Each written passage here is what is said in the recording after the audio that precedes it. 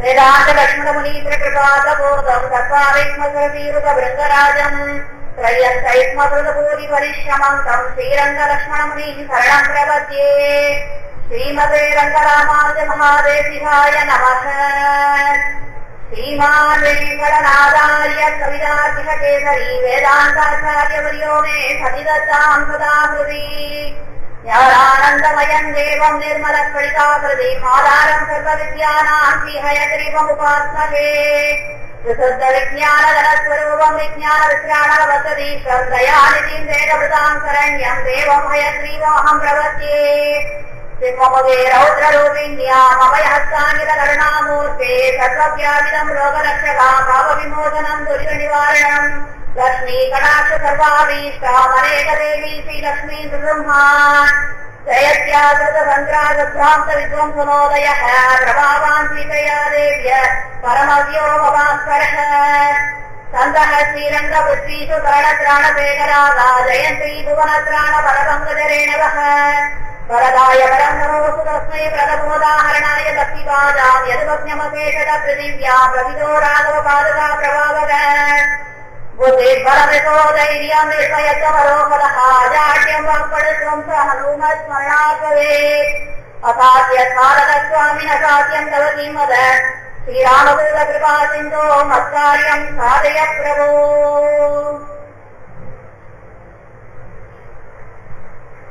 ராமாயணத்தை எழுதிய வால்மீகியானவர் 7 காண்டங்களாக பிரித்தார்.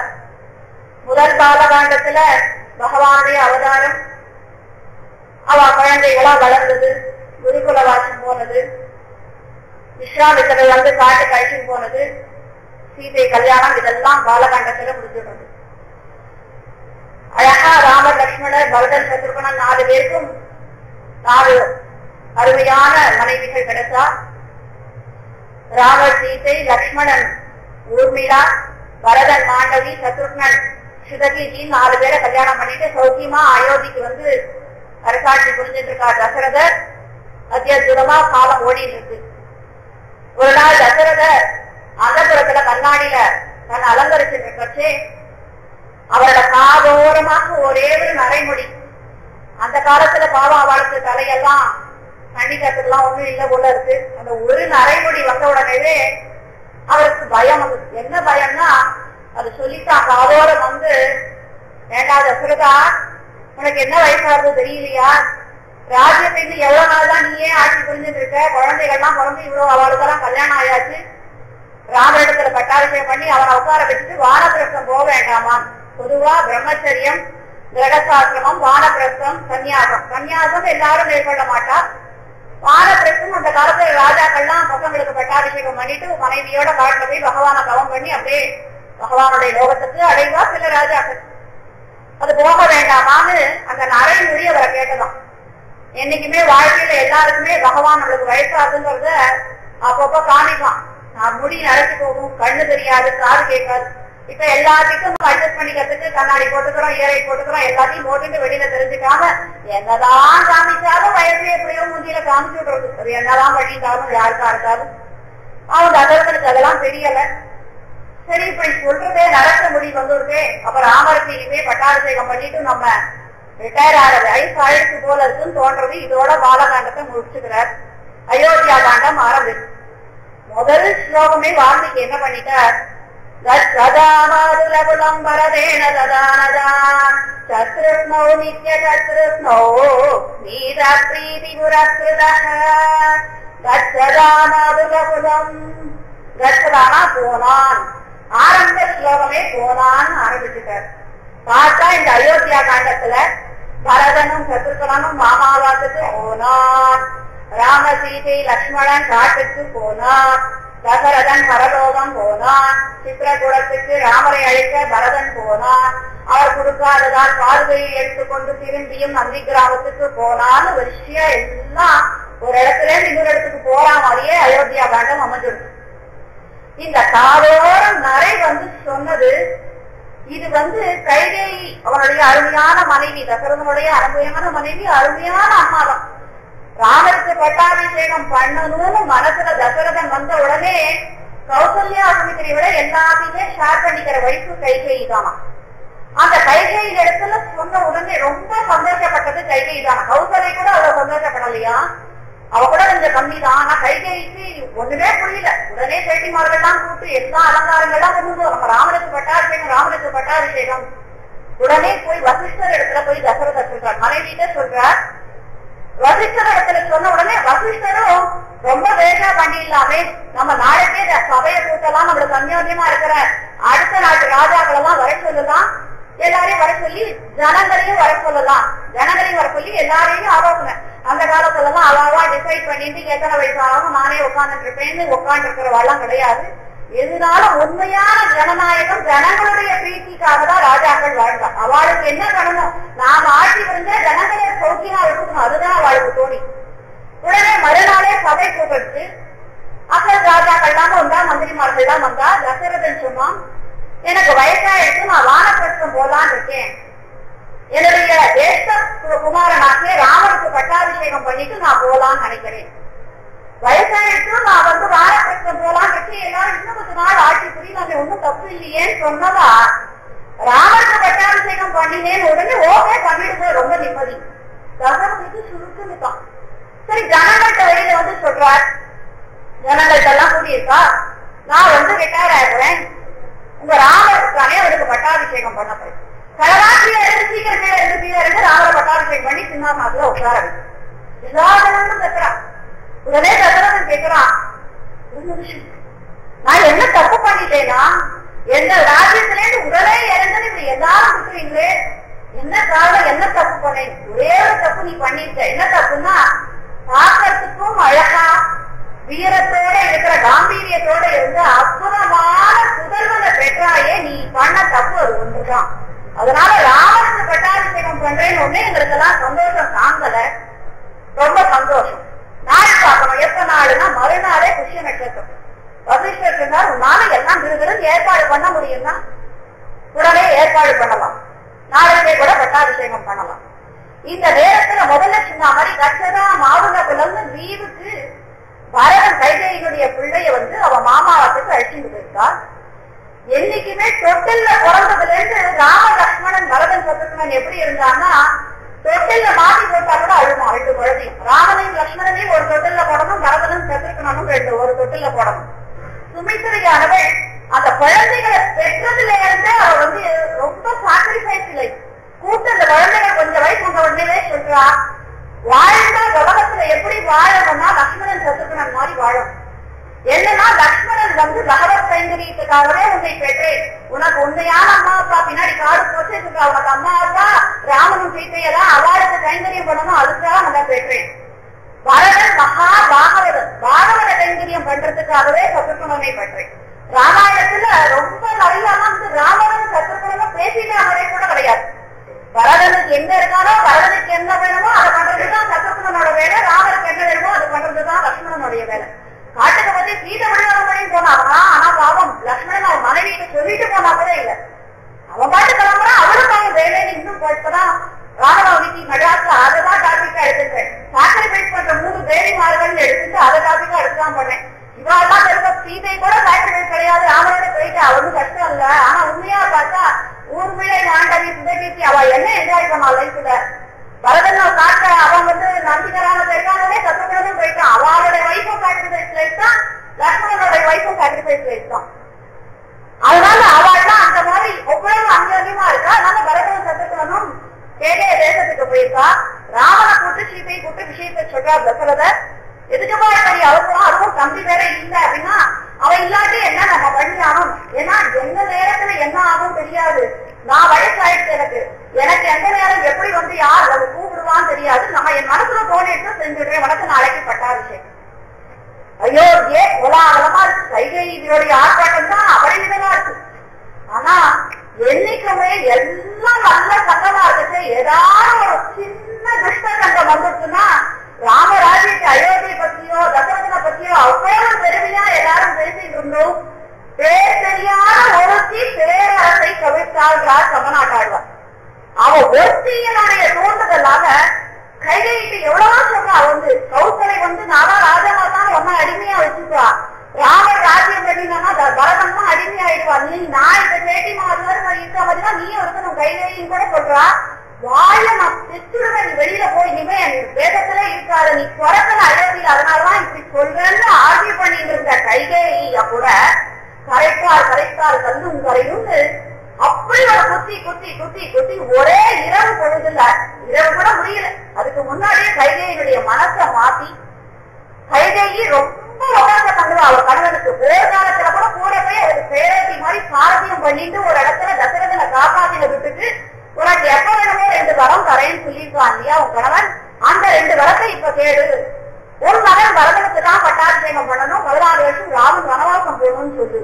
அப்ப கைகேயி கூட சொல்றான், சரி என் பையன் பட்டாபிஷேகம் ஏன் பரதன் ராமனே 14 வருஷம் காட்டுக்கு போகணும், அவன் பாட்டுக்கு தேவே நீங்க இருக்கட்டும் கூட கைகேயே பூனி கிட்ட சொல்றான்.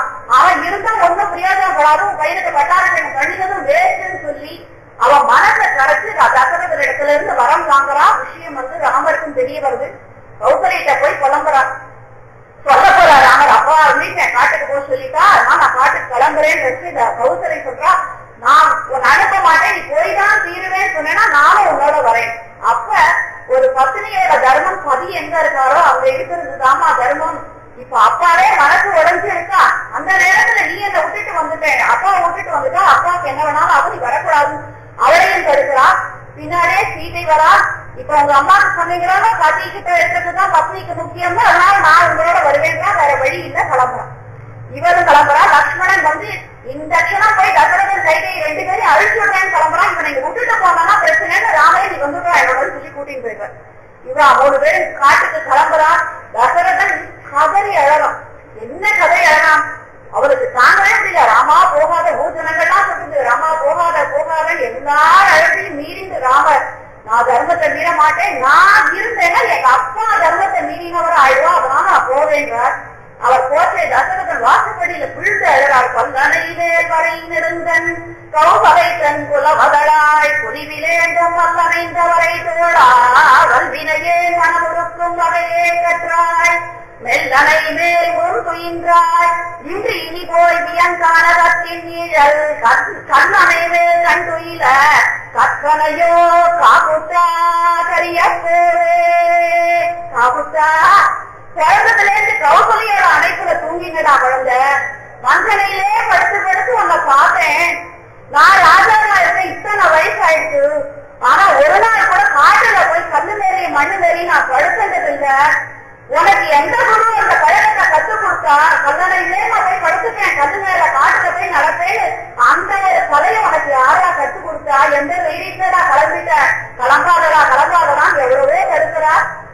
ராமர் சுமந்திரர் கூட்டு பேரோட்டி பேரோட்டி மட்டும் இல்ல, சரியான மந்திரியும் தசரதனுக்கு. கிளம்பரா எவ்வளவோ போய் நீ காணகத்துக்கு போச்சேன், சீதைய ஆவரணங்கள்லாம் ஆடையெல்லாம் எடுத்துட்டு போ, ஆவரணங்கள் ரமணி மாதிரி போன்ற அவளும் மறுக்கிறார். இப்போ 3 பேரும் கிளம்புறா. சுமந்திரர் காட்டுக்கு எடுத்துட்டு அழிச்சுட்டு போறா. ஜனங்கள்லாம் பின்தொடர்ந்து போறா. அவளெல்லாம் கங்கை கரையில படுக்க வச்சு தூங்கின உடனே இவர் கிளம்பி போய் குகனிடத்துல போறார். குகனிடத்துல போய் ஆசிரியவாளர்களுக்கும் சத்தியம் இருக்கு. விஷயத்தெல்லாம் சொன்ன உடனே குகன் சொல்றான், இங்கே தங்கிக்கோங்க, 14 வருஷமும் என்னோட இருக்கலாம், இங்க ரொம்ப கிட்டக்க அயோத்திக்கு கிட்டக்க, நான் இங்க இருந்தா எல்லாரும் இங்க வந்துடுவா, என்ன நீ கங்கைக்கரைக்கு அந்த பக்கம் நீ அழிச்சுட்டு போயே ஆகணும். கிளம்புற. கிளம்புறதுக்கு முன்னாடி குகனிடத்துல போய் சொல்றார், எனக்கு இந்த காட்டுல 14 வருஷம் அப்படி ஜலாமரோடி தரிக்கணும், என்னுடைய தலைக்கு ஜடை தரிக்கிறதுக்காக ஆலங்கால் கொண்டு வாயேன். ஆலங்கால் என்னன்னா அது தலையில பட்டா சுருண்டு சுருண்டு ராமனுடைய கேட்கும் அவ்வளவு அழகா இருக்கும். அதை பார்த்துதான் சீதை முதல்ல மயங்கினானே சொல்லுவா. அந்த சுருண்ட கேசத்தை ஆலங்கால் கொட்டி ஜடை தரிச்சுக்கணும்னு ஆலங்கால் கொண்டு வாங்குறா. அதை பார்த்து சுமந்திர கதறி அழகார். காமவேனுடைய பாலை கொண்டு அபிஷேகம் கொண்டு பட்டாபிஷேகம் செய்ய வேண்டிய இன்றைய தினத்துல ஆலங்கால கொட்டி ஜடை தரிச்சுக்கிறியே ராமா, இது என்ன பெருமை, நான் கிளம்புறேன்ட்டு அவரால் நினைக்க முடியல. கிளம்பி போறார். ஓசை கேட்ட உடனே தசரதன் அது வரைக்கும் உயிருக்கு வந்த உடனே சுமந்திரா ராமர் வந்துட்டானா, உனக்கு இத்தனை நாளா காரணியம் பண்ணி மந்திரியா இருந்து நான் பட்ட என்ன கீர்த்தி பட்டேன், பெரிய பாவம் பண்ணினேன் ராஜா, உனக்கு நான் சேரத்தை அருந்து கைங்கரியம் பண்ணினது என்ன? ஏன் அப்படி சொல்ற சுமந்திரா? ராமர் காட்டுக்கு போனது, அவன் காட்டுக்கு போனா கூட பரவாயில்ல, அவன் ஆலங்கால பதவியிலிருந்து அவனுடைய முடியெல்லாம் தலையாட்டிதான் பாரு. காமதேவனுடைய பாலை கொண்டு பட்டாபிஷேகம் பண்ணிக்கிற ராமன் அப்படி போனா அந்த காட்சியை அர்த்தமாகி நீ காட்டு கிடச்சிய அர்த்தமாகி நீ பார்க்கல, நான் பார்த்தேன், அந்த பாவம் பண்ணினேதாவது சுமந்திர கதறி அழக அந்த செகண்ட் அந்த வார்த்தையை கேட்ட உடனே தசரதன் உயிர் போயிடும். அது வரைக்கும் தசரதன் உயிர் இருக்கு. உடனே எல்லாம் காரியங்கள்லாம் பண்ணணும், என்ன பண்றது யாரும் இல்லைன்னு உடனே அந்த மாமா வீட்டுக்கு போயிருக்கிற பரதனை அழைச்சிட்டு வரணும்னு அனுப்புறான். ஆள் அனுப்பணும், கூட்டு ஆளுகள் எல்லாம் கூட்டு சொல்றார் வசிஷ்டர், நீ போய் பரதனிடத்துல எந்த விஷயமும் சொல்லாத, அவன் தாங்க மாட்டான். ஆனா பரதனிடத்துல போய் நான் உடனே வர சொன்னேன் மட்டும் சொல்லி எந்த விஷயமும் சொல்லாத. அன்றைய தினம் அத்தனை நாள் மாமாவத்துல இருந்திருந்தா கூட, என்னதான் மாமாவத்துல சீராட்டினா கூட இந்த ராம லட்சுமணரை பிரிந்து அவளால இருக்க முடியல. அவ மனசு ஏதோ ஒரு மாதிரி ஏதோ ஒரு இழந்துட்டா மாதிரி ஏங்கிட்டு இருந்தவனுக்கு பரதனுக்கு அன்றைய தினம் சொப்பனம் ரொம்ப அசுபமான சொப்பனங்கள் வந்தது. சபனங்களும் சரியில்லை. ராமாயணத்துல 2 சொப்பனங்கள் ரொம்ப முக்கியம். பரதன் இந்த மாதிரி அசுபமான சொப்பனம் கண்டது, சீசனை சுபமான சொப்பனம் கண்டது. அந்த 2 சொப்பனங்கள் ரொம்ப விசேஷம். ஆல்ரெடி பரதனுக்கு சபனங்களும் சரியில்லை. இப்ப இருக்குச்சே அயோத்தியில இருந்து 2 பேர் போறா. வாளுக்கு எப்பேற்பட்ட ராஜா தசரதன் இந்த மாதிரி காலத்து மாதிரிலாம் ராஜாக்களும் பிரஜைகளுக்கும் அவ்வளவு உறவாட, ஒவ்வொரு சின்ன சிட்டிசன் கூட என்ன வேணும்னாலும் போய் ராஜாங்கத்துல நேரத்தை தன் குறைகளை தீர்த்துக்கலாம். அந்த அளவுக்கு இருந்த வாளுக்கு அப்பேற்பட்ட ராஜா உயிர் போயிருக்கு அப்படின்னு சொல்லி கேட்டா தாங்க முடியல. ஆனா பரதனிடத்துல சொல்லாம இருக்க முடியல, சொல்லக்கூடாதுன்னு ஆர்டர். என்ன பண்றதுன்னு தெரியல. போறா பரதனிடத்துல போய், சுவாமி நமஸ்காரம், உங்களை உடனே வசிஷ்டர் வர சொன்னார். வசிஷ்டர் வர சொன்னாரா? எதுக்கு வசிஷ்டர் வர சொன்னார்? எங்க அப்பா என்ன, எங்க அப்பா சௌக்கியமா? உங்க அப்பா சௌக்கியம். அண்ணாமணிலாம் சௌக்கியமா? சௌக்கியம். அம்மாலாம் சௌக்கியமா? எல்லாரும் சௌக்கியம். உடனே வசிஷ்டர் வர சொன்னார். இப்படி சொல்லிட்டு திரும்பி அவளுக்குதான் பரதனை பார்த்துதான் அழகே வந்துருமோன்னு பயம் வருது. பரதன் பக்கம் திரும்ப முடியல அவளால. இப்படி திரும்பிட்டே பதில் சொல்றான். இப்படி திரும்பிட்டே பதில் சொன்ன உடனே பரதன் ரொம்ப கேட்கலாம், என்ன ஆச்சு, ஏன் இப்ப என்னமோ மாதிரி இருக்கீங்க, இப்படி அப்பா சொல்லி அனுப்பாம குலகுரு எடுத்து சொல்லி அனுப்புறார், என்ன காரணம் சொல்லுங்கன்றா. எல்லாம் சௌக்கியம், உடனே வரசுனார் வசிஷ்டர் சொல்லி அழைச்சிட்டு வரான். எப்படி இருக்கும்னா, தசரதனுடைய அயோத்தி அரண்மனை எப்படி இருக்குன்னா, மன்னவர் தெரீரை அடக்கும் மண்டபம், மன்னவர் நடை ஆடும் மண்டபம், பன்னருங்கலை பட்டி மண்டபம், குழந்தைகள் ஆடும் குலாவும் மண்டபம்னு அயோத்தியில யார் நுழைஞ்சாலும் மங்களகரமா இருக்கும். ஒரு பக்கத்துல பார்த்தா கலைகள் தான், நாட்டியம் பரதம் எல்லாம் ஒவ்வொன்றும் நடந்துட்டு இருக்கும். ஒரு பக்கத்துல ராஜாக்கு கப்பம் கட்ட வருவா பாருங்க, அவ கொடுக்கிற தானியங்கள்லாம் அளந்து போட்டு இருப்பாலும் அவ்வளவு தானியங்கள் வரும். இன்னொரு பக்கம் பார்த்தா பன்னருங்கலை பட்டி மண்டபம். இப்ப மாறி விபீஷணன் சரணாகதி பண்ண வச்சே ஏன் ராமர் ஏற்றுக்கல, எதுக்கு டிஸ்கஷன், ஏன் வாலிய மறைந்திருந்து கொண்டார், அது ரைட்டா தப்பா, இந்த மாதிரி பட்டி மண்டபம் இல்லையா. ராமனுடைய 16 குணங்களை ராமானுஜர் அனுபவிக்கிறார் இல்லையா. சௌசீல்ய வாத்சல்ய மாதவாசவ சௌஹார்தகாமிய காருண்ய மாருண்ய காம்பீர்ய ஔதார்ய சாதுர்ய தைரிய தைரிய சௌர்ய பராக்கிரமா சத்யகாமா சத்ய சங்கல்ப சுதிப்ர சுதஜ்ஞதா சங்கேய கல்யாண குண கணவ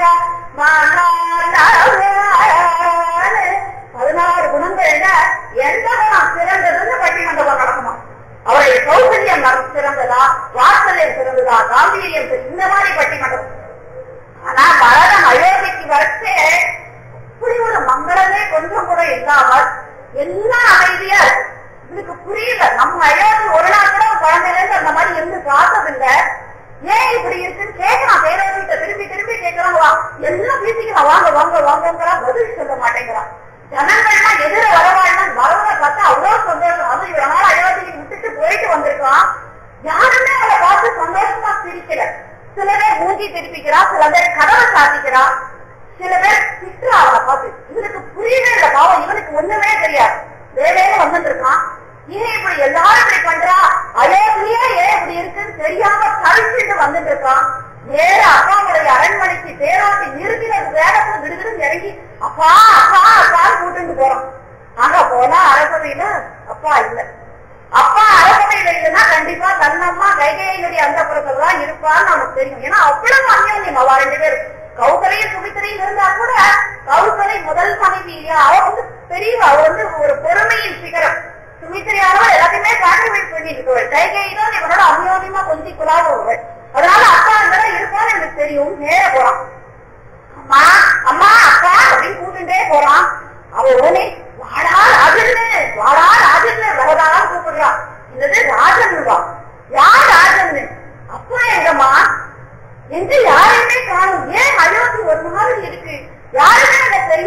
ரிசீவ் பண்ணது. எல்லாரும் என்ன பார்த்து மோதி தெரிவிக்கிறா. என்னமா ஆச்சு?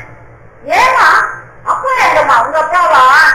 யாவரி சர்வமோதானான் தாங்கரின் தேவிதாகத. எந்த மனைவி இப்படி சொல்லுவா?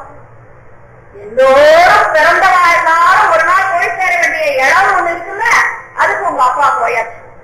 தூக்கி வாரி போடுறது இருக்கு. ஒரு மனைவி கணவன் போயிட்டான்னு அந்த பிள்ளைகிட்ட போய் இப்படி சொல்லுவாளாங்கிறாரு வால்மீகி ராமாயணத்துல.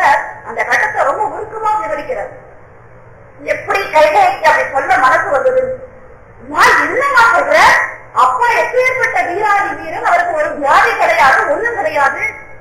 ஏமா அப்பாவுக்கு என்ன ஆச்சு? எப்படி போனார்? என்ன சொல்லிட்டு போனார்? இறக்கும் போது ஏதாவது சொல்லிட்டு போனாரா? ராமா, லட்சுமணா, சீதா, நீங்க எல்லாம் வரைச்சா பாப்பேனோ இல்லையோ தெரியலையேடான்னு சொல்லிட்டு போனான். என்னமா சொல்ற? அண்ணா மணிலாம் எங்க போனா? கவலைப்படாதடா, உனக்கு 14 வருஷம் பட்டாபிஷேகம் பண்ணி ராஜ பரிபாலனம் பண்ணணும், அதுக்கு தொந்தரவா இருக்கக்கூடாதுன்னு ராமர் அனுப்பினேன். உன்னோட நல்ல காலம் போது சீதையும் லட்சுமணன் ராமர் போவேன்னு போயிட்டா. இந்த வார்த்தை வந்து ஈயத்த காட்சி காதல குத்தினா மாதிரி இருந்தது. அம்மா, நீ அம்மாவா? உன் வயசில் பிறந்த காவியானா? உன்னை அம்மான் கூப்பிடத்தை அவமானம். இனிமே நீ எனக்கு தாயும் இல்லை, நான் உனக்கு சேயும் இல்லை.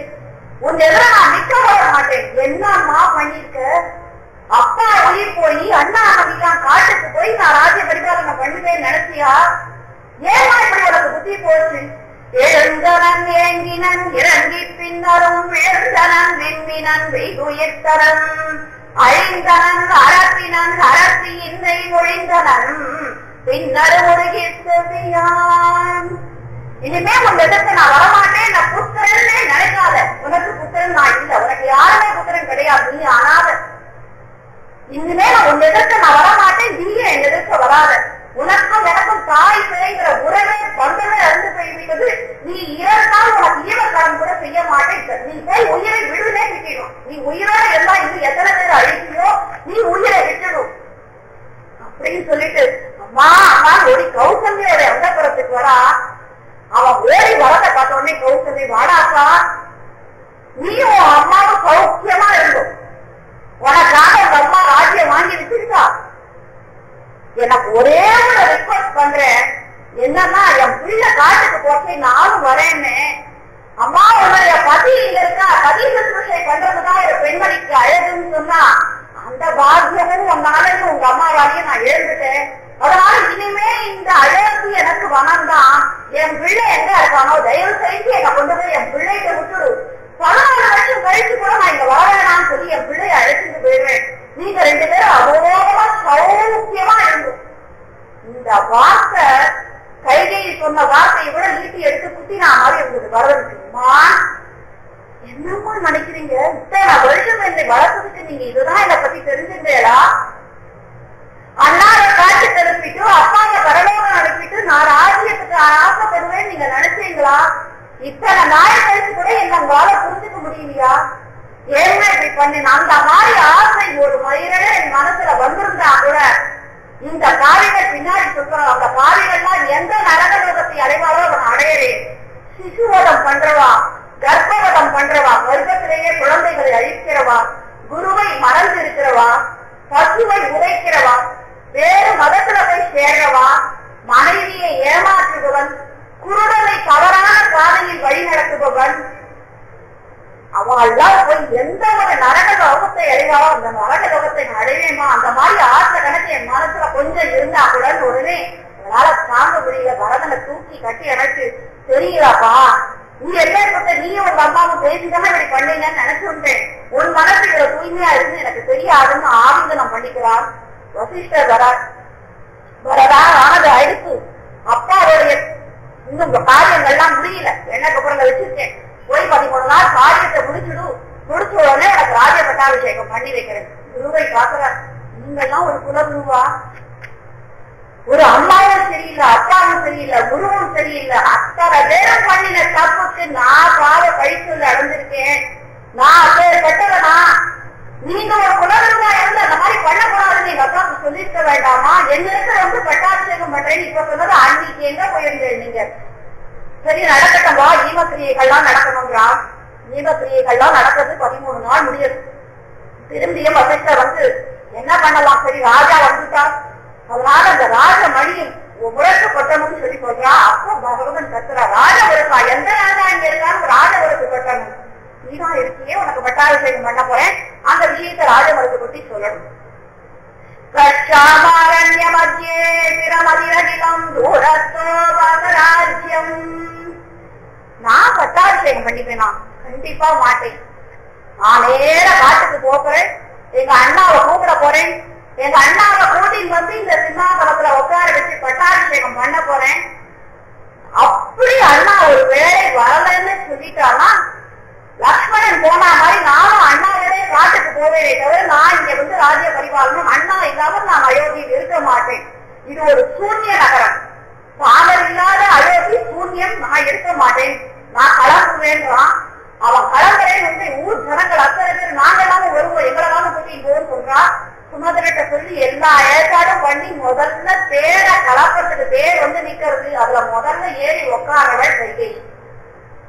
அந்த கூலியினுடைய வார்த்தையினாலதான் அவன் மனசு மாறிட்டே தவிர, ஆனா கைகைக்குதான் ராமரிடத்துல அவ்வளவு வார்த்தை தான் தவற்றை உணர்ந்து விட்டாள். முதல்ல தேர்ல அவதான் ஏறி உட்காரா, எல்லா ஊர் ஜனங்களும் போறா. இந்த வந்து பரதன் எவ்வளவு கிளம்பி ஒவ்வொருத்தரும் வந்து போயிட்டு கட்சி அங்கேருந்து போனா முதல்ல கங்கை கரையில குகனை பாக்குறான். குகன் என்ன சொல்றான், தன்னுடைய ஆளுகளுக்கெல்லாம் ஒரு கையில வில்லம்பு வச்சுக்கோங்க, ஒரு கையில போட்டை கட்டுறதுக்கு துடுப்பு வச்சுக்கோங்க, இது ரெண்டையும் வச்சுக்கோங்க. இது ரெண்டையும் வச்சுன்ற கட்சே பரதன் என்ன மனசோட வரான்னு பார்க்கலாம். அவன் ராமனோட போய் ஆலிங்கனம் பண்ணிட்டு அவருக்கு எல்லாம் உகந்ததா பண்ணணும்னு வந்தானா துடுப்பு எடுத்து நம்ம போட்ல உட்கார வச்சு ராம இருக்கிற இடத்துக்கு அழிச்சுட்டு போலாம். ராமனை அழிக்கணுங்கிற எண்ணத்துல வந்தானா முதல்ல நம்ம உயிரை நாம இங்கேயே முடிச்சிடலாம் அப்படின்னு சொல்லி நடந்துட்டு பரதன் கடல் போல் அயோத்தி நகர் நம் ஜனங்கள் பின்தொடர வந்தான். பரதன் வரான், குகன் பாக்குறான், என்னப்பா காட்டுமையான ராமன் நிம்மதியா இருக்கணும்னு உனக்கு மனசு இல்லையா, ஏன் இப்படி படுத்துட்டு அங்கேயிருந்து இங்க கிளம்பி வந்துட்ட, எத்தனை அடி பாருங்க பாவம் பரதனுக்கு. குகன் அப்படி சொன்னோடனே வசிஷ்டர் வேற அந்த ஆத்திரே சொல்லியிருக்காரா உனக்கு பட்டாபிஷேகம் பண்ணிடுறேன்னு. குகன் அப்படி சொன்னோடனே அவனுக்கு தாங்கல. இப்படி சொல்ற நியாயமாச்சா, எல்லாரும் என்ன வந்து தசரதன் பிள்ளை கைகேயி பிள்ளை நினைக்கிறேனே தவிர ராமனுடைய தம்பின்னு ஒருத்தர் கூட நினைக்க மாட்டேடா. நான் ராமனுடைய தம்பி, எம்பிரான் பின் பிறந்தவர் இழைப்பர் என்றால் ராவனுக்கு பின்னாடி பிறந்த நான் வந்து ராவணனை குணம் கொஞ்சமான எனக்கு இருக்காரா, ஒருத்தர் கூட யோசிக்க மாட்டீங்களா? ஏன் நான் ஒரு பண்ணாத ஒரு தப்புக்கு எனக்கு இவ்வளவு பெரிய பழி சொல், நான் என்ன பண்ணேனோன்னு புலம்புறான்.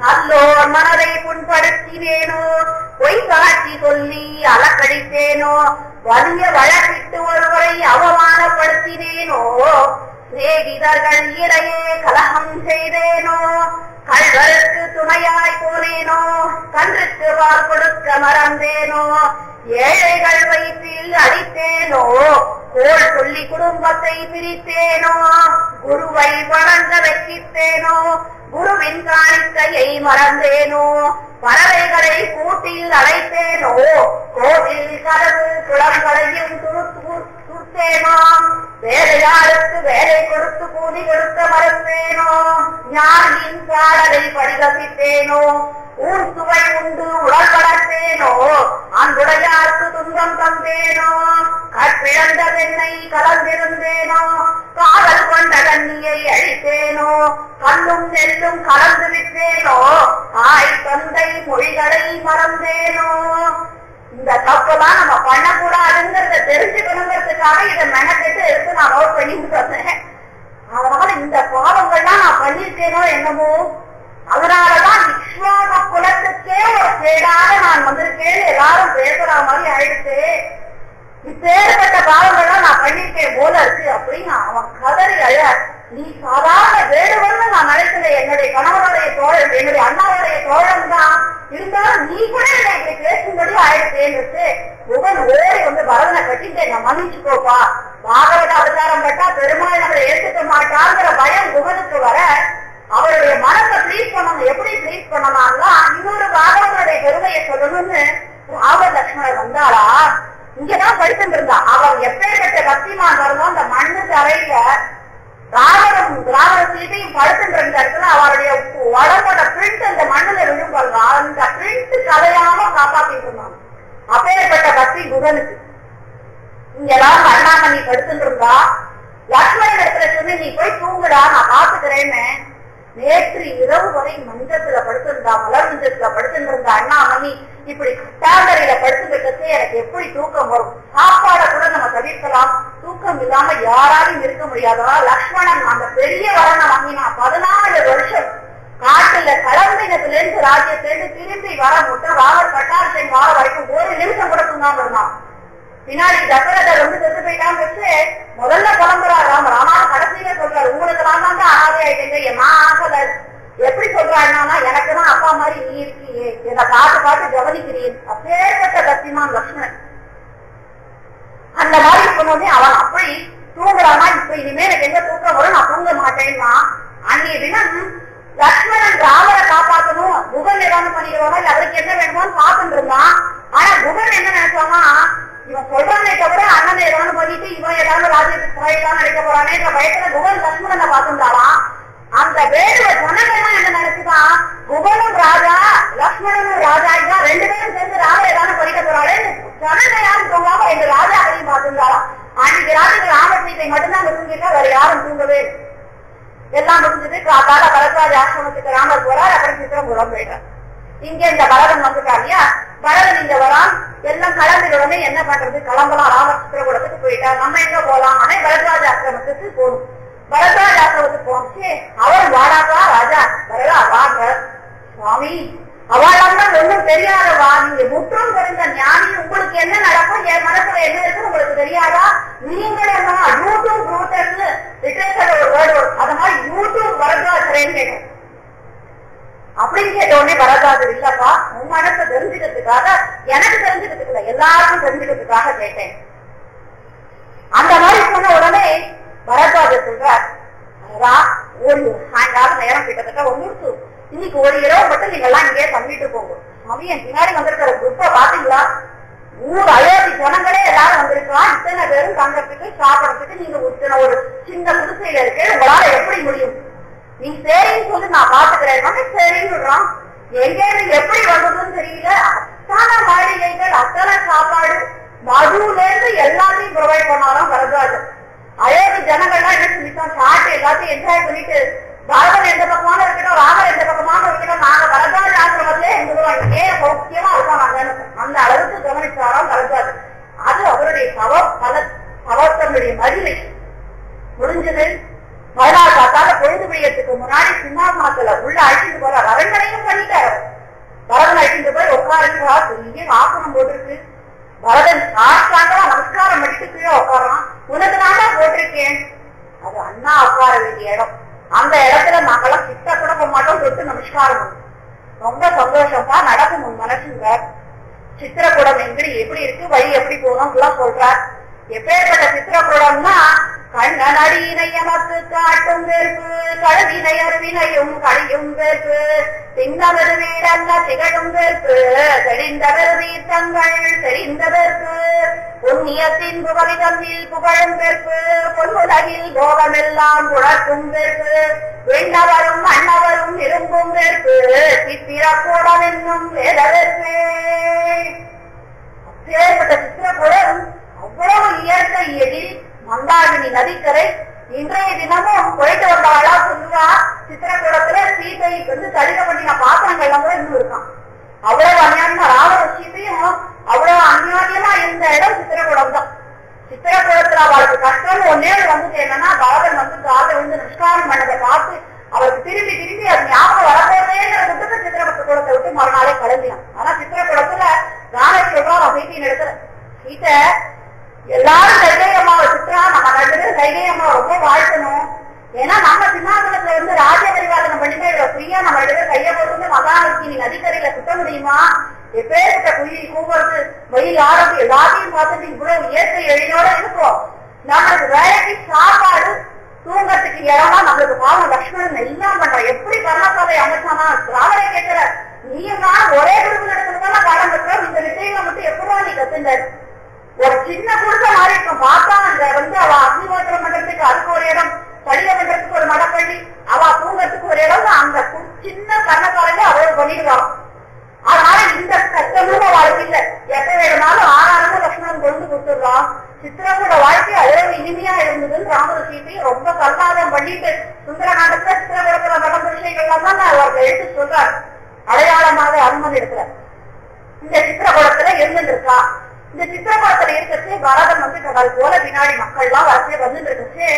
இவெல்லாம் இத்தனை பேரையும் கூட்டின்னு போனோம்னா ஸ்லோவா ஆகுவேன்னு வசிஷ்டர் இடத்துல சொல்லி அம்மாட்டெல்லாம் சொல்லி நீங்கெல்லாம் மெதுவா வந்துட்டு இருக்கோம், நானும் சத்துக்கணும்னு முன்னாடி போறோம்னு போறா. சித்திரகுலத்து பக்கம் பரதனும் சத்துக்கணும் வேக வேகமா ஓடி வரா. வரச்சு அந்த அக்னி உலகிற மண்டபத்துல இருந்து அக்னி புகை வருது இல்ல, அது பரதனுக்கு தெரியுது. சத்துருக்குனா அங்க பாருடா புகை வருது, அண்ணா அங்க இருக்கு அவளுக்கு நல்ல பயம் மரத்துல வில்லம்பலம் தொங்கலுக்கு நம்ம அண்ணா இருந்தா அது இதுதான் இருக்கா அவளுக்கு அண்ணாலாம் ஓடா எங்கயோ ஒரு ஈழ இருக்கு. ஆனா இவனுக்கு அண்ணனையே பார்க்கணுங்கிற ஒரு எண்ணத்துல வந்ததுக்கு மனசுல சாந்தி இல்லாம எவ்வளவு நொந்து நூலாய் வந்திருக்கான். எப்படா அண்ணா பார்க்க போறோம் வேக வேகமா 2 பேரும் ஓடி வரா. இங்க அந்யோன்யமா ராமன் சீதை இருந்துட்டு கட்சி திடீர்னு இயற்கை வந்து டிஸ்டர்ப் ஆகும். இப்ப ஏதாவது ஒருனா பறவைகள்லாம் ஒரு மாதிரி கத்துறது, இங்க எங்க ஒரே குடிசையில இருந்து புழுதி காற்று வருது, யாரோ ஒரு வேகமா படையே வரா மாதிரி இருக்கு. அந்த மாதிரி இருந்தாலும் அந்த மாதிரி ஓசை கேட்கும். லட்சணா என்னமோ தெரியல, ஒரு இயற்கையே கீட்டு ஒரு டிஸ்டர்ப் ஆயிடுச்சு, என்ன மரத்து மேல ஏறி பாரு யார் வரா அப்படின்னு சொல்றா. உடனே ஏறி போறான் லட்சுமணன் மரத்து மேல ஏறிட்டும், அண்ணா அண்ணா சீக்கிரம் நீங்க உடனே உள்ள போங்க அப்படிலாம் அழைக்கும். உள்ள போய் கதவு சாத்திக்கணும். என்னடா ஏன் விட்டுடுங்க அந்த நாய, அது பகவான் கதை கேட்க வரும்னு நினைச்சுக்கோங்க. அது ஒண்ணும் பண்ணாது, பண்ணது கிட்ட வராம பாத்துக்கோங்க. அதனால உடனே வந்து கீழே போட்டு திறக்கிறா. திறத்தின உடனே எதுக்குடா போட்டுற, என்னடா பண்ணா யார் வந்திருக்கா, என்ன நான் சொல்றேன் அண்ணா வந்து நீங்க 2 பேரும் போயிடுங்க உள்ள போகும். கீழே இருக்கிறா யாரா பரதன் வரான், உங்களை அழிக்கணும் வரான். நான் போய் முதல்ல அவனை அழிச்சுடுறேன், நீங்களாம் உள்ள போகணும். நீ முதல்ல மரத்தை விட்டு கீழே இறங்குடா லட்சுமணா. எதுக்குன்னு எப்படி சொல்ற, உனக்கு ராஜ்யம் வேணாம்னு சொல்லி நான் வந்து வராங்க பரதன், அவன் எப்பேற்பட்ட மனசோட வரான் உனக்கு தெரியுமா?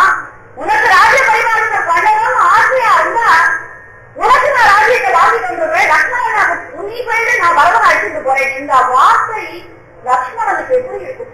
இந்த லட்சுமணன் இடத்துல பட்ட அவசாரம் தான் ராம சீதையை தெரிஞ்சு தவிக்கிறான்னு சொல்றான். பாகவத அவசாரம் பெருமாள் தாயாருக்கு கூட எப்படி இருக்கு பாருங்க. தாயா வந்து லட்சுமணனை திட்டினா, நீ போக மாட்டேங்கிற வேணுமே மாறித்தன் வாய்ப்பை கேட்டுனான். அந்த தப்பு தாயார் பண்ணிட்டு விட்டு தாயார் அவசரப்பட்டா. பெருமாள் ஏன் அவசரப்பட்டான்னா பாகவத அவசாரம் லட்சுமணனை இப்படி சொன்னார். அவன் பாவத்தை அண்ணாக்கு ஏதாவது வழியில போறானே வரைச்சு உனக்கு வேணும்னா ராஜ்யத்தை வாங்கி தரேன்னு சொன்ன வார்த்தை வந்து அவனால தாங்க முடியல. சீறி கொண்டு வரும் பாம்பு ஆதிசேஷனோட அவதாரமான லட்சுமணன்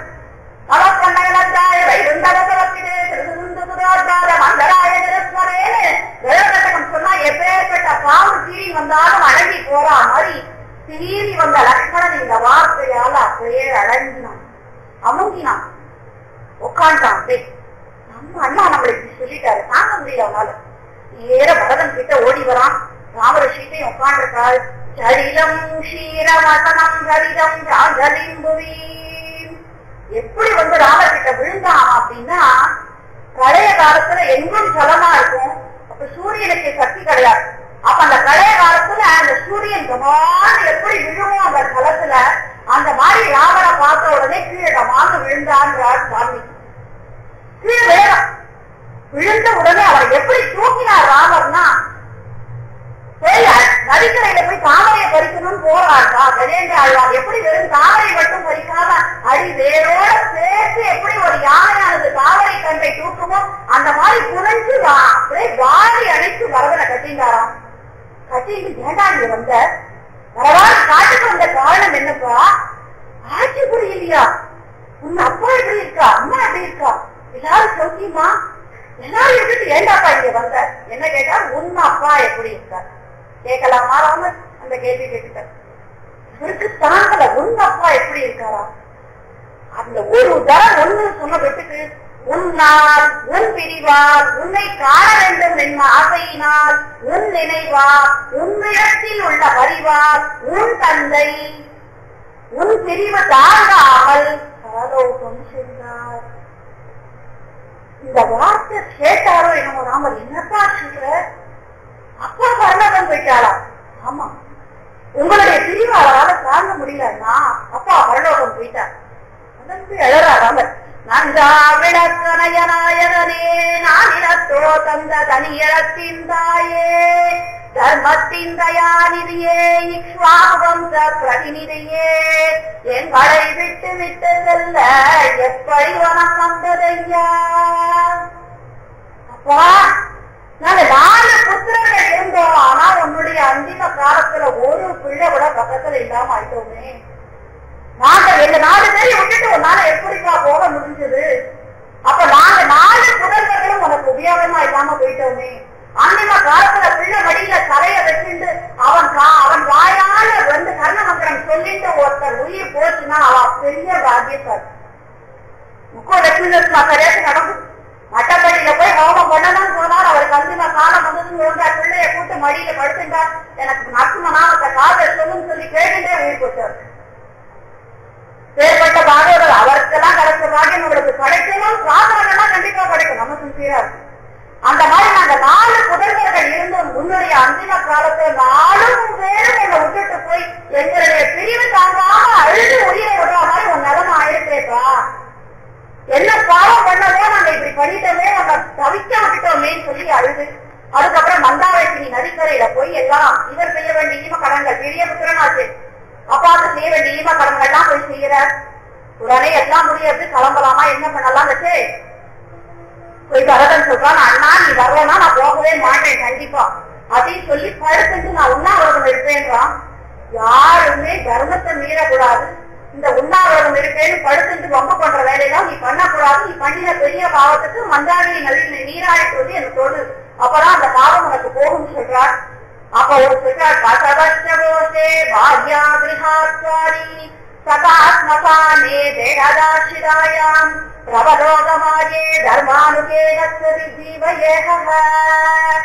வரதா, ஒருத்தன் உயிரோ ஒருத்தி உயிரோ போனா அவருடைய பர்த்தாவோ மனைவியோ வீட்டு வாசல் மட்டும் வருவா.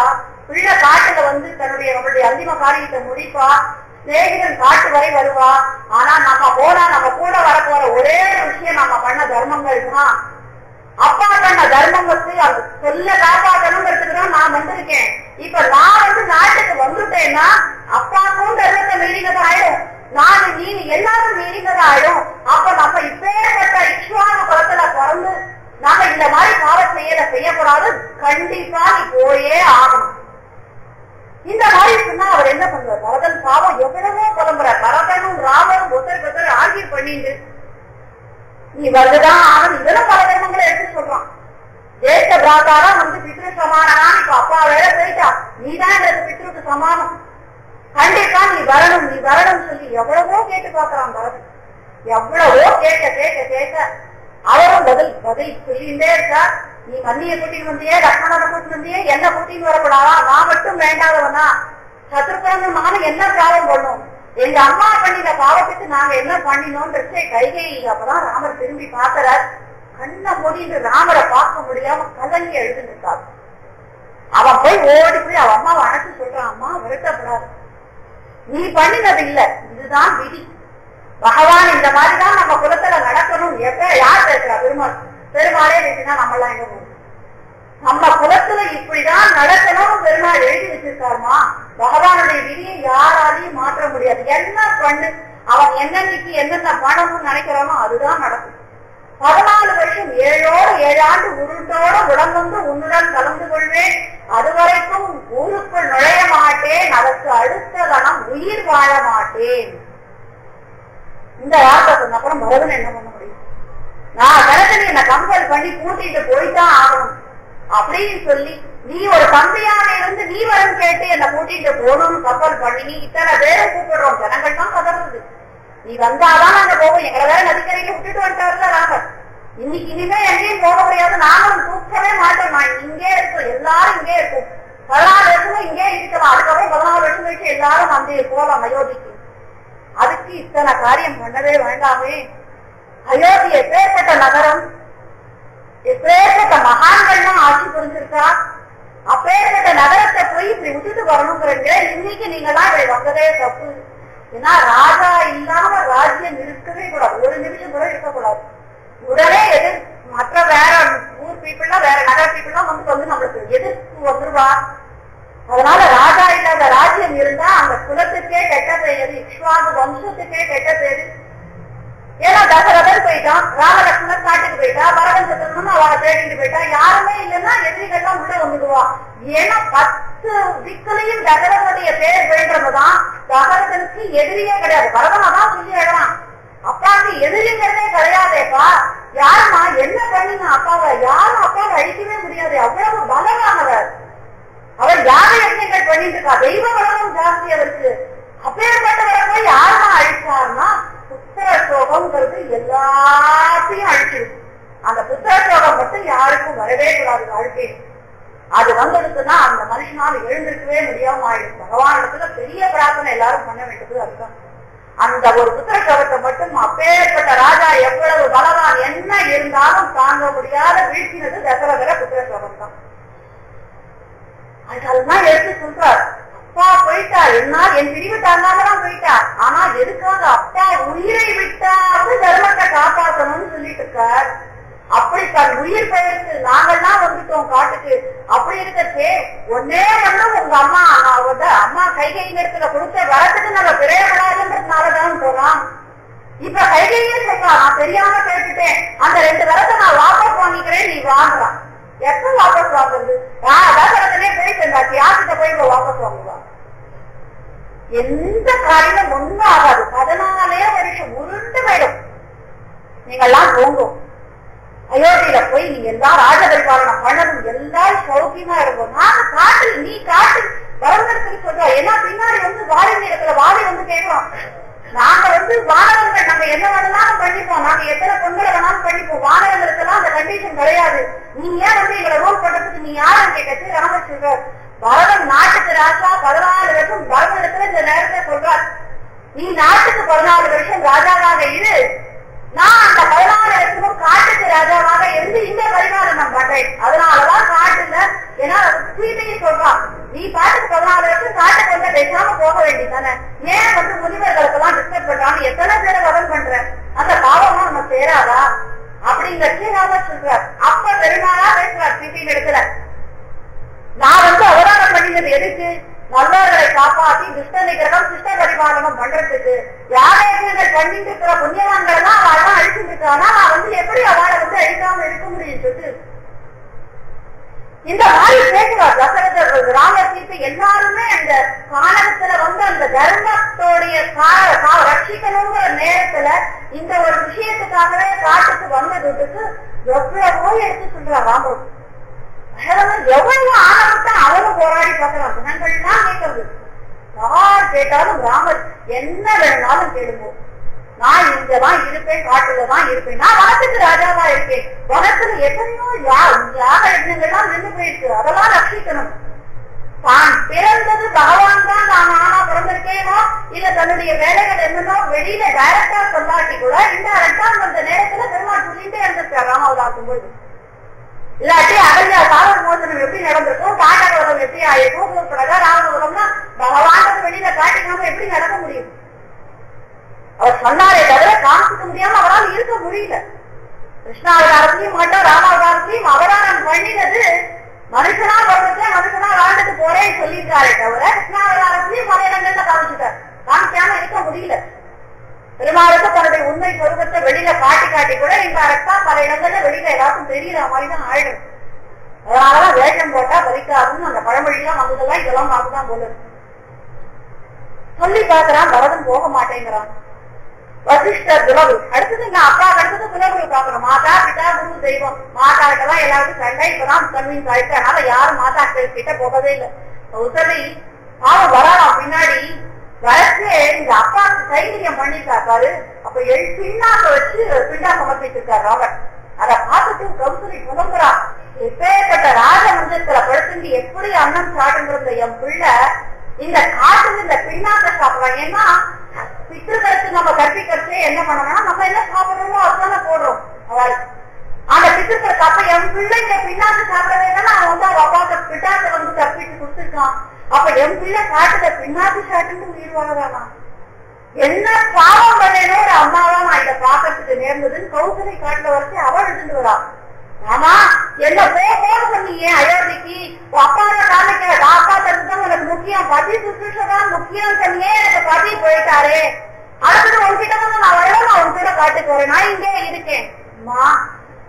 ஸ்ரீகள்லாம் வனத்துக்கு வரக்கூடாதுன்னு எவ்வளவோ சீதையின் இடத்துல சொல்லி பார்த்தேம்மா. அவ பிடிவாதமா நான் உனக்கு சொல்ல எடுத்துட்டா கரெக்ட் பாயிண்டா. அவரோட இல்லாம சீட்டை காட்டுக்கு வச்சு என்ன சொல்றா, எங்க அப்பா உனக்கு கல்யாணம் பண்ணி தருச்சு, உங்க ஆண்மையை எடுத்து கல்யாணம் பண்ணி கொடுத்தா, நீ ஆண்மையை பூண்டு கொண்ட ஒரு பெண்மணி தான் போல இருக்கு, இல்லாட்டி ஒரு பொண்டாட்டி அழைச்சிட்டு போய் காட்டுல விலங்காது இருக்கட்டும், என்ன வேணாலும் இருக்கட்டும், எங்க ரட்சிக்க உனக்கு முடியலன்னா நீ ஒரு ஆணே கிடையாது. ஒரு ஆண்ட போய் இந்த மாதிரி ஒரு வார்த்தைனா எந்த வேணாலும் காமிக்க முடியும். அந்த வார்த்தை தான் தொடர்ந்து சொல்றா ராமர் சீத்தையை வந்து தொலைன்னு கூட்டின்னு போயிட்டார். ஆனா எப்படி கூட்டின்னு போனா, சீட்டை முன்னாடி போனாலும் ராவணன் எடுத்துட்டு அதையெல்லாம் பண்ண முடியும். இந்த வார்த்தை தான் அவனுக்கு காண முடியும். ஏன்னா சீதைக்கு தெரியும் இந்த வார்த்தை சொன்னாதான் ராவண கூட்டிட்டு போவார், தான் முன்னாடி போனாதான் ராவண வதம் நடக்கும், எல்லா வேலை காரியங்கள் எல்லாம் நடக்கும். எல்லாத்துட்டையும் பிரதிஷ்ட பண்ணிட்டுதான் வந்து சேருவார். வேலைகளுக்கெல்லாம் ராவண வதம் பண்றேன்ட்டு அதை பண்ணிதான் நானும் இங்க முனிவெட்டெல்லாம் உங்களை நான் ரசிக்கிறேன், உங்க யாகங்கள் எல்லாம் காப்பாற்றுறேன். எப்படி காப்பாற்ற முடியும்? இவர் வனவாசம் போனாதான் காப்பாற்ற முடியும். அதுவர்கள் எல்லாம் அழிக்கணும். இனி எத்தனை பேர் நடக்கணும்? இனி எவ்வளவு யுத்தம் நடக்கும்? முன்னாடியே எவ்வளவு அடுத்தது சித்திரபுரத்தை தாண்டிட்டாலே ஒரே வதங்கள் தானே. இவா ரெண்டு பேரும் அவ்வளவு ஆட்சி பண்ணி பாக்குறா. ஒருத்தரோட ஒருத்தர் பரதனும் போற, நான் போக மாட்டேங்கிறான். ராமன் நீ போய்தான் ஆணுங்கிறா.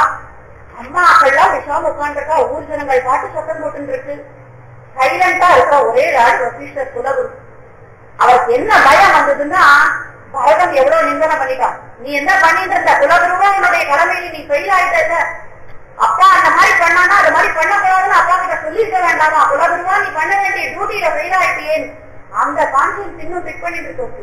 இப்ப நம்ம ஏதாவது வாய வந்து ஏதாவது சொல்லிட்டோம்னா அடுத்த அடி இப்ப எல்லாம் 4 பிள்ளைகளும் கூடியிருக்கா. 4 பிள்ளையும் சேர்ந்து நம்ம என்ன சொல்லுவாரோ அவருக்கு பயம். ஆனா ஒரு குலகுருவானவருடைய குருவினுடைய டியூட்டி யார் அதர்மத்தை பின்னால குடிச்சு இழுத்தவர தர்மத்தை கொண்டு சேர்க்கணும். அது ஒரு குருவோட கடமை. போட பரவான கிருஷ்ணன் எப்படி வேணாலும் போட்டு அவன் தப்பு பண்ணா அவன் தலையை எடுத்து விட்டா அது நல்ல குருவே கிடையாது. அதுவும் அவர் எப்பேற்பட்ட எத்தனை பரம்பரைக்கு குலகுருவா இருந்திருக்காரு. அப்பேற்பட்ட குலகுரு இக்ஷ்வாகு குலத்துக்கு நான் ஒரு பெரியவனா பிறந்தேனே பரதன் சொல்றதுக்கு முன்னாடி குருவை நிந்தனை பண்ணாப்பார். இத்தனை பரம்பரைகளுக்கு நான் குலகுருவா இருந்திருக்கேன், ஒருத்தர் கூட நான் எதுவும் சொன்னதில்லை. ஆனா இன்றைய தினம் பரதன் வாயால நான் கடும் சொற்களை வாங்கிட்டேன்னு அவர் வந்து இருக்காரு. அதனால அந்த குலகுருவும் வாய கறக்க முடியல. இவா 2 பேரும் ஆர்குமெண்ட்டை விடுவான்னு பார்த்தா இவன் போ அந்த நீ வந்து பழுத்த அழுது தவிர பாவங்களுக்கு பேரும் மங்காளி நதியில குளிச்சுட்டு வந்து என்ன தொட்டு போனா அதை பண்ணி நானே தவிர போட மாட்டேங்கிறான். இவா 2 பேரும் ஆட்சி பண்ணிட்டே இருக்கா. என்ன பண்றதுன்றது ஒரு கட்டத்துல தாங்க முடியாம பரதன் ராமன் 2 பேரும் குலகுரு மூஞ்சிய பாக்குறா. வசிஷ்டர் மூஞ்சிய பார்த்துட்டு ராமர் அந்த பக்கம் ஏதோ திரும்புறார். பரதனுக்கு மட்டும் ஜாட காமிக்கிறார், பாதுகையை கேடு.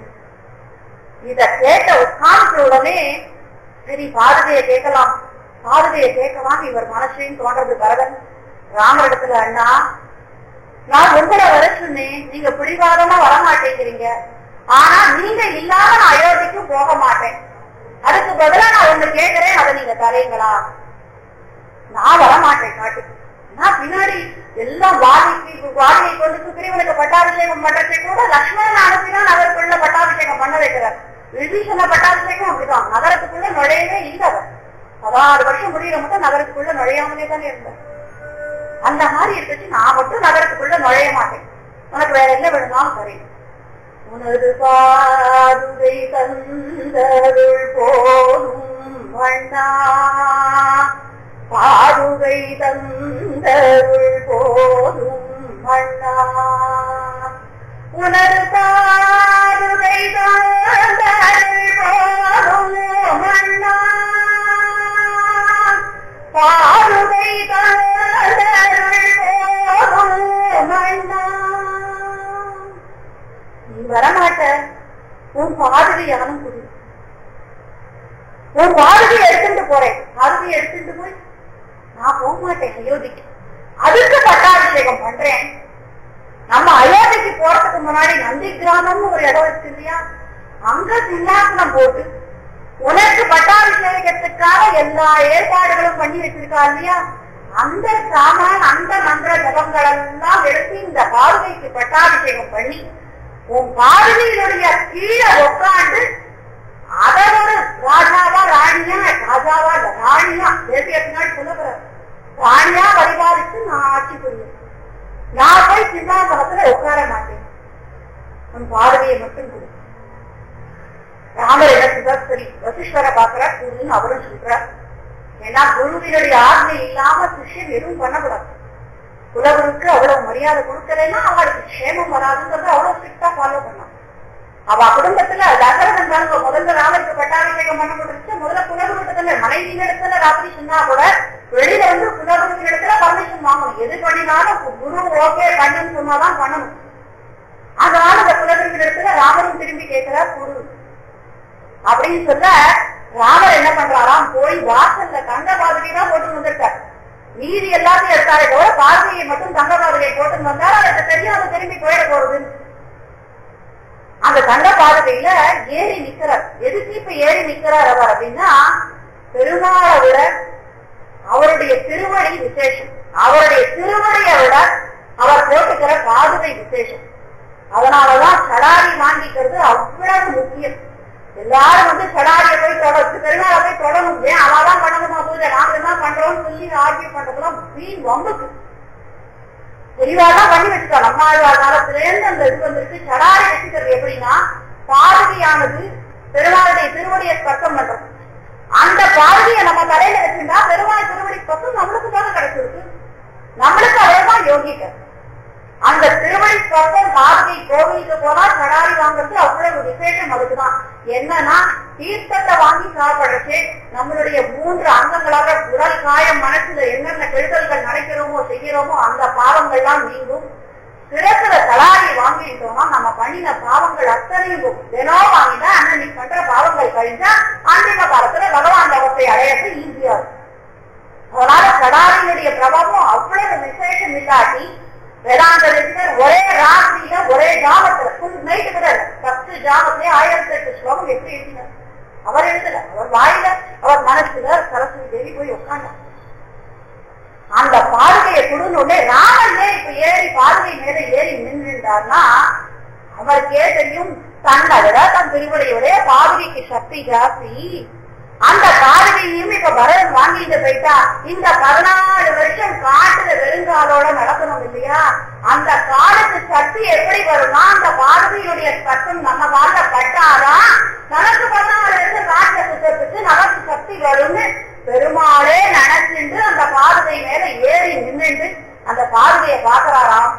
பெருமாள் காட்டு கிளம்புறச்சு சீத்தைய வராதுன்ற, நீ பெண்மணி நீ வரக்கூடாதுங்கிற. அவள் எத்தனையோ ஆட்சி பண்ணி அவ வந்துட்டான். லக்ஷ்மணன் வராதன்னா அவன் பண்ணின கூத்துட்டு அவன் கூட்டி பலன்னா வந்தாயிருந்து அவனையும் அழிச்சுக்கிறான். பரதன் இப்ப சொல்றார், நீ போய் அயோத்தியில ஆட்சி புரினா அவனும் மாட்டேங்கிறான். ஆனா இந்த பாதுகாதேவி மட்டும் பகவான் வா நான் காட்டுக்கு போறேன்னா கால மாட்டிட்டு உடனே வந்தா. இப்ப பரதன் பாவம் தவிக்கிறான். குழந்தை அது சின்ன குழந்தை, அதுக்கு ராஜ பரிபாலனை பண்ண தெரியாது. அதுவே நீ கூட போ, அவனோட கூட இருந்து 14 வருஷம் அயோத்தியை பரிபாலிச்சுக்கோ, நான் அப்புறம் வந்து நான் உன்னை நோட்டத்துல சேர்த்துக்கிறேங்கிறா. இதுக்கும் சரி பாரதிதான் உண்மையான பத்னிங்கிறா தேசிகர். அந்த பாரதியானவள் ஒரு மனசு கூட சொல்லல, பெருமாள் என்ன சொல்றாரோ பெருமாள் என்ன ஆசைப்படுறாரோ அதை நம்ம பண்ணணும், அதுதான் நமக்கு முடிக்கும் முக்கியம்னு கிளம்புறாரு. மரவரியை தம்பிக்கு வான் பணையம் வைத்து, நம்மளுக்கே ஒரு பண கஷ்டம் வருது, பணம் வேணும், அதுக்கு ஏதாவது போய் அடிக்காம லோன் வாங்கணும்னா உடனே நம்ம செக்யூரிட்டி கேட்கறோம்.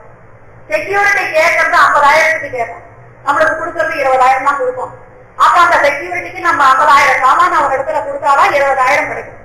அப்ப இங்க செக்யூரிட்டிக்கு பெருமாள் கொடுக்கறது மரவழி, என்ன மரவழி தர பாதுகை. அப்ப பாதுகை சிறப்பா பெருமாள் சிறப்பானது இதுல இருந்தே தெரிஞ்சுக்கலாம். பாதுகையினுடைய பவர் சக்தி ஜாஸ்தி. அத ராமன் தன்னிடத்தில் இருந்து பரவனிடத்துல அரமானம் வைக்கிறார். 14 வருஷம் நீ போய் அயோத்திய பரிபாலனம் பண்ணுன்னு சொல்லி பரவனுக்கு தான் போக முடியாத விட்டுட்டு மரவழியை தம்பிக்கு வான் கணையம் வைத்து வனத்திற்கு திரும்பினான் ராமன் சொல்றார் கம்பநாட்டாழ்வார். அதனால இந்த வான் கணையம் வைக்கிறார். இப்ப ஒரு சாரி வாங்கினா 2 சாரி இலவசம் எல்லாம் வருது இல்லையா, ஆனா பகவான் இடத்துல 1 வேண்டான்னு சொன்னா 2 கிடைக்கும்.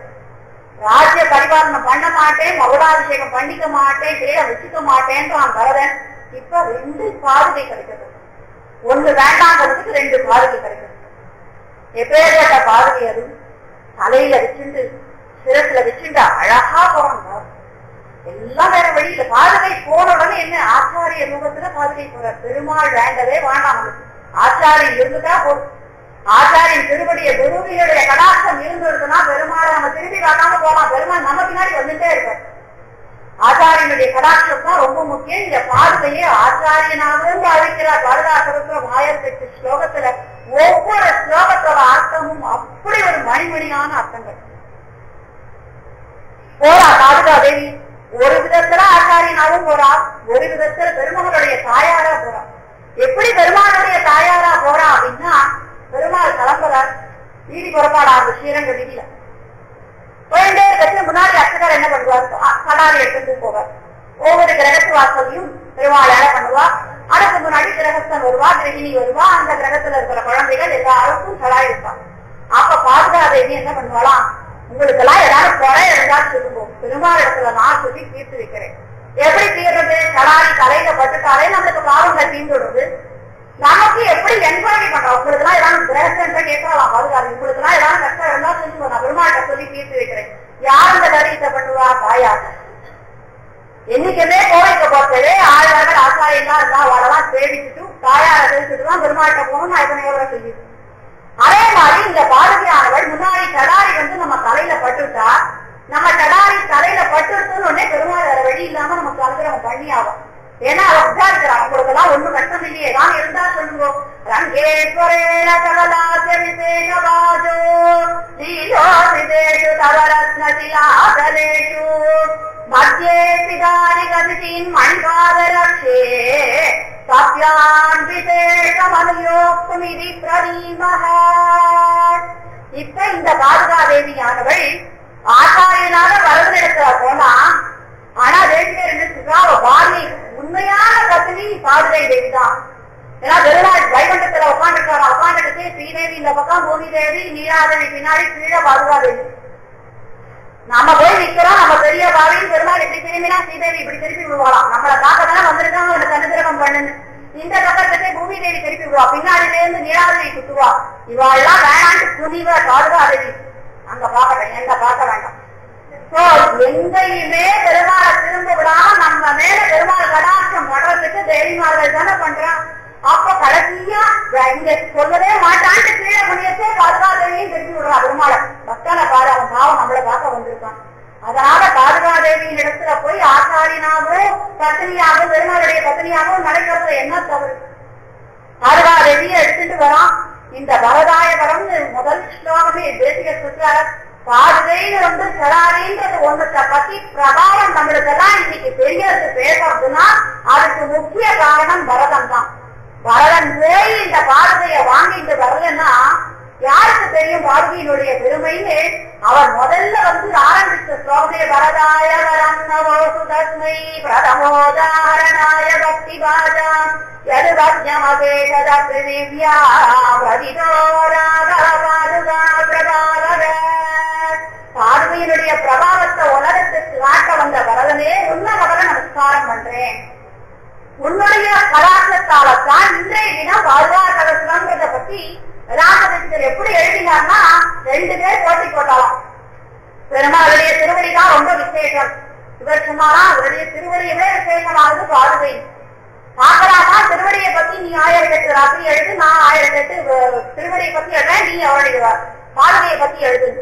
நேர போனா பெருமாள் இடத்துல போய், பெருமாள் இடத்துல ஸ்ரீரங்கத்துல போய், அப்பா இந்த மாதிரி ஒரு போட்டி எனக்கு வந்துருக்கு, இதை என்னால ஒண்ணும் பண்ண முடியாது அப்படின்னு சொல்லி 7 சுவடியும் அந்த எழுத்தாணி கொண்டு பெருமாள் திருவடியை வச்சுட்டாராம்.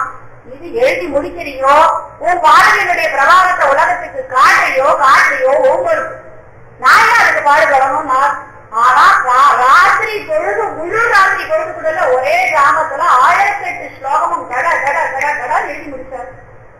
ஆதி ராத்திரியே கொண்டு சமர்ப்பிச்சாச்சு. திருவடியை பத்தி எழுதுறவன் 108 ஸ்லோகம் காட்டாத விடின் பொழுது விழுந்தவர் கூட முக்கிய எழுதியிருக்கான். திருவடி விசேஷம், நான் இல்லைன்னு சொல்லுங்க. பெருமாளை விட பெருமாளுடைய திருமுக மண்டலம் விசேஷம், திருமேனி திருமுக மண்டலம் விசேஷம். அதை விட பெருமாள் கோயிலுக்கு போனா முதல்ல திருவடிதான் சேவிக்கணும். அதை பார்த்ததுக்கு அப்புறம் தான் மேலதான் கீழேந்து மேலதான் பெருமாளை சேவிக்கணும். எப்பொழுதுமே முதல்ல திருவடியை போய் குடிச்சுட்டோம்னா ஆட்டோமேட்டிக்கா பெருமாள் எங்கேயும் அசைய முடியாது. நம்ம கிட்ட இருந்தே ஆகணும். அப்ப முகத்தை பார்த்துதான் நேரம் பார்த்துருக்காரு. அதனால முதல்ல திருவடியை தான் எந்த கோவிலுக்கு போனாலும் சேவிக்கணும். ஆனா அந்த திருவடியும் தாண்டி இருக்கான் பாருங்க. ஆட்டக்காரன் மூலவரை பாருங்க. ஆதிசேஷன் படிவிலே ஆதிசேஷன் மேலேயே தான் பெருமாள் நின்றுட்டு இருக்காரு. மரபடியா பாதுகையா போட்டுக்கல. ஆனா ஆதிசேஷனுடைய 5 தலை மட்டும் தெரியும். அது மேலதான் மூலவரே எழுதிட்டார். அந்த அளவுக்கு அந்த திருவடி எங்க போனாலும் பகவானுக்கு கைங்கரியம் பண்ணி கூடவே இருந்த திருவடி பெருமாள் இன்னைக்கு வரவோட போன உடனே வாய் கறக்காம வந்ததுன்னா அவதான உண்மையான பத்னி. அந்த பத்னியினுடைய சிறப்பு உலகத்துக்கு காட்ட வந்த பெரிய மகான் வரதாழ்வாதான். அப்படிங்கிறதுக்கு பரதனை முதல்ல ஸ்மரிக்கிறார். பாதுகாத்த கஷ்டம் அத்தியுதமா எழுதுறார். பகவானை யாரும் தொட முடியாது. இந்த கவலையெல்லாம் வேணாம். சிரத்துல சராரி காட்சிதாலே விசேஷம். சமுத்திரத்துல போய் பகவான் சரணாகதி பண்றான்.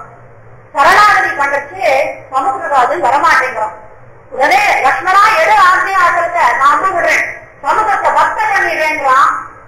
சமுத்திரராஜன் பயந்து பெருமாளுக்கு வழியெல்லாம் விடுறான். ஆனா தேசிகர் சொல்றார், சம்வித்யமான தனகாதரிய கரயூக நீதை சர்வசீதை சவசுகை ரவிசேதோயை மங்கேவூவ ஜலதீர் மணிபாலரக்ஷே ராமாஸ்ரவாரதிகாபியசேஷனீயஜா. லக்ஷ்மணன் கூட்டா வாட்டாசத்தை எடுன்னு சொன்ன உடனே சமுத்திரராஜன் பயந்து வந்துட்டான். தேசிகர் சொல்றான் இந்த ஸ்லோகத்துல, வந்திருக்கவே வேண்டாம் சமுத்திரராஜன். பெருமாளுடைய ஆக்ஞையாசனம் கூட சமுதிரத்தை வக்க செய்ய முடியாது. ஏன்னா இவன் கொண்டு போய் நந்தி கிராமத்துல பெருமாள் பாதுகைய சாம்ராஜ்ய பட்டாபிஷேகம் பண்ணிட்டு அது கீழே உட்காந்து அவன் அரசாட்சி புரியிறான். தினம் பார்த்தாலும் எழுந்த உடனே அந்த பாதுகைக்கு திருமஞ்சனம் பண்ணுவான். திருமஞ்சனம் பண்ற தீக்கெல்லாம் கரையூ நதியிலையும் தலமா நதியிலையும் சேரும். நதியில இருக்கிற ஜலம் தான் எங்க போய் சேருது? சமுத்திரத்துல. இந்த பாதுகைக்கு அபிஷேகம் பண்ண ஜலம் சமுத்திரத்துல சேர்ந்தெடுத்து பெருமாளுடைய ஆஜயாசனத்தை விட இப்ப வலிமையானது சமுத்திரம். சமுத்திரம் வெளியில வராம இருந்தா கூட சமுத்திரராஜன் பெருமாள் ஆஜயாசனத்தையே அடிச்சிருந்தா கூட ஒண்ணும் பண்ணிருக்க முடியாது. நல்ல வேலை பெருமாளுடைய மானத்தை காப்பாற்றப்பட்டது. சமுத்திரராஜன் வரவே பெருமாளுடைய மானம் காப்பாற்றப்பட்டது. இல்லாட்டி பாதுகையினுடைய பிரபாவத்தால சமுத்திரத்தை பகவானாலே கூட ஒண்ணும் பண்ண முடியாது. அவ்வளவு விசேஷமானது. போரா பாதுகை சாதாரணமா ஆட்சி புரிகிறாளான்னா, அந்த 14 வருஷம் பரதன் எனக்கு ஒன்னும் ஆட்சி புரிய தெரியாது, எனக்கு ஒண்ணுமே தெரியாது, நான் குழந்தைன்னு சொல்லி கதறிட்டு போறான். ஆனா அவன் குழந்தைதான் எனக்கு ஒண்ணும் தெரியலதான். சிம்மாசனத்துல உட்காந்துருக்கவள் யாரு? பாதுகாதேவி இல்லையா? 10 மடங்கு அவருடைய செல்வங்கள் எல்லாம் அயோத்தியில விட்டுட்டு போனதுல இருந்து ராமத்தை திரும்பி ஒப்படைக்கத்தை எல்லாம் 10 மடங்கு பெருக்கிக்கிறான். எப்படின்னா பாதுகாதேவியினுடைய மகிமை தானே. வச்சானிதானி விஷதோமசபாந்தி தேவே வாதோ நகசிதபிவృత్తిவதம் ஜஹாம ராஜே தவாம்பரகுந்தவவாதரக்ஷே நைவாதரம் பிரதிவிதே அமஹோத்ரதத்தம். 14 வருஷம் கழிச்சு ராமர் வர திருவடியை என் திருவடியில வா என்கிட்ட வான்னு சொல்லி பாதுகையை கூட்டு திருவடியில கூட்டிக்கிறார். கணக்கு வழக்கெல்லாம் பாக்குறார். எல்லாம் 10 மடங்கு பெருகி இருக்கு. பகவா ஒன்னும் தெரியலன்னு சொன்னீங்க, 10 மடங்கு பெருகி கொடுத்துருக்கியே அப்படின்னு உடனே பரதன் சொல்றான், பிரபோ அண்ணா உனக்கு தெரியாதா எந்த மகிமையில நான் இவ்வளவு சம்பாதிச்சேன்? எனக்கு முடியுமா? அந்த சாம்ராஜ்ய பட்டாபிஷேகம் பண்ணிட்டு எழுந்தது யார்? உன்னுடைய பாதுகை. உன்னுடைய திருவடியை சதா சர்வகாலம் எங்க போனாலும் உன்னுடைய திருவடி பக்கம் அதுக்கு கலந்துட்டே இருந்தது. அது சிம்மாசனத்துல உட்காண்டதுக்குதான் என்னால இவ்வளவு பண்ண முடிஞ்சது. ராமர் அப்புறம் 14 வருஷம் கழிச்சு அவர் ராஜ்ய பரிபாலனம் பண்றதே கூட ஒரு யாக யஜ்ஞம் பண்ணக்கூடாத ஒருவன் பண்ணின யாக யஜ்ஞத்தால் ஒரு பிராமண குழந்தை இறந்து விட்டது ராமராஜ்யத்துல கூட. ஆனா அந்த பாதுகா ராஜ்யம் நடந்தது பாருங்க 14 வருஷம். ஒரு அசுபமான நிகழ்ச்சியும் நடக்கலையா. அயோத்தி அவ்வளவு க்ஷேமமா இருக்கு. நந்தி கிராமத்துலதான் இருந்தான். பாதுகைக்கு பட்டாபிஷேகம் பண்ணி ராஜ பரிபாலனம் பண்ணான். இந்த கதைய சுமார் ஒரு 10-15 வயசுல நான் கேட்டிருக்கேன். அன்றைய தினம் நடத்திருந்தேன். கல்யாணம் நம்ம வீடு கட்டினா பாதுகாப்பு பேர் வைக்கணும்னு கல்யாணம் வீடு கட்டச்சே அவர்த்த சமுதிரம் நம்ம அதுக்கு பாதுகாப்பு தான் பேர் வைக்கணும். அந்த கதை 15 வயசுல என் மனசுல பதிந்தது. அதனாலதான் எங்க அதுக்கு பாதுகாப்பு பேர் வச்சேன்.